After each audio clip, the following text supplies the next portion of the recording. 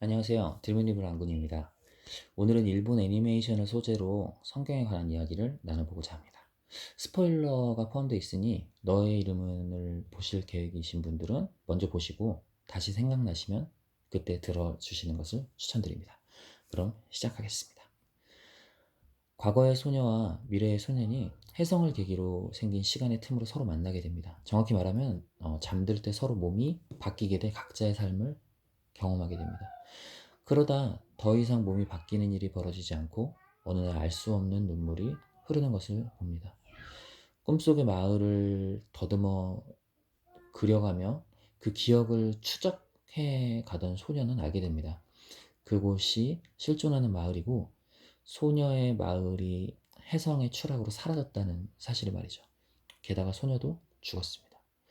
몸이 바뀌었던 꿈속인 줄로 알았던 세계는 3년 전 재난으로 실제 사라졌던 마을. 그러다 다시 몸이 바뀌고 시간은 혜성이 떨어지던 그날이 됩니다. 그때 마을은 임박한 재난과 관계없이 축제를 즐기고 있었습니다. 잠시 후 모두가 죽을 거라는 건 아무도 몰랐겠죠. 소녀가 된 소녀는 모두가 죽는다는 것을 알리려 합니다. 하지만 실패합니다. 이 모습을 보니까 노아의 방주가 생각나기도 했는데요.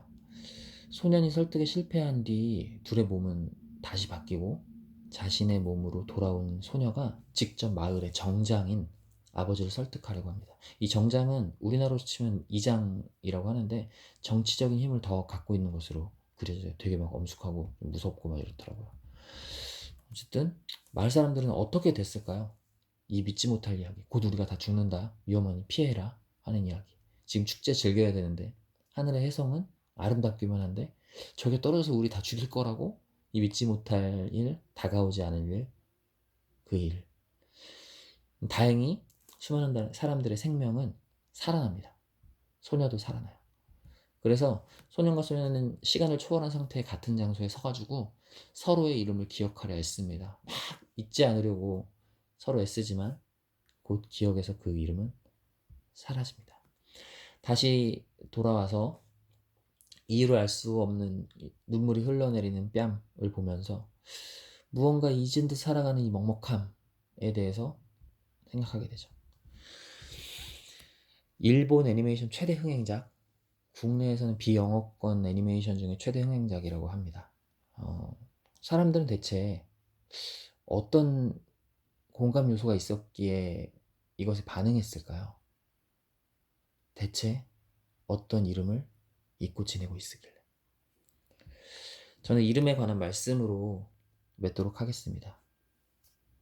죽음에 대한 경고를 하고 결국엔 살아나고 근데 무언가 잊었고 근데 그 이름이 무엇인지에 대한 생각을 제 나름대로 연결해서 성경 말씀을 읽어드리도록 할게요. 이름에 관한 말씀드립니다.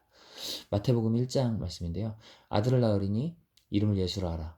이는 그가 자기 백성을 그들의 죄에서 구원할 자이심이라 하니라. 보라 처녀가 잉태하여 아들을 낳을 것이요 그의 이름은 임마누엘이라 하리라 하셨으니 이를 번역한즉 하나님이 우리와 함께 계시다 함이라. 아멘. 마태복음 12장 말씀입니다. 또한 이방들이 그의 이름을 바라리라 함을 이루려 하심이니라. 아멘.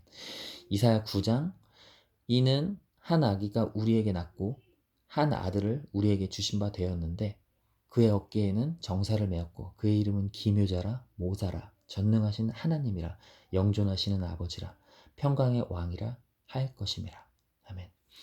영접하는 자 곧 그 이름을 믿는 자들에게는 하나님의 자녀가 되는 권세를 주셨으니. 아멘.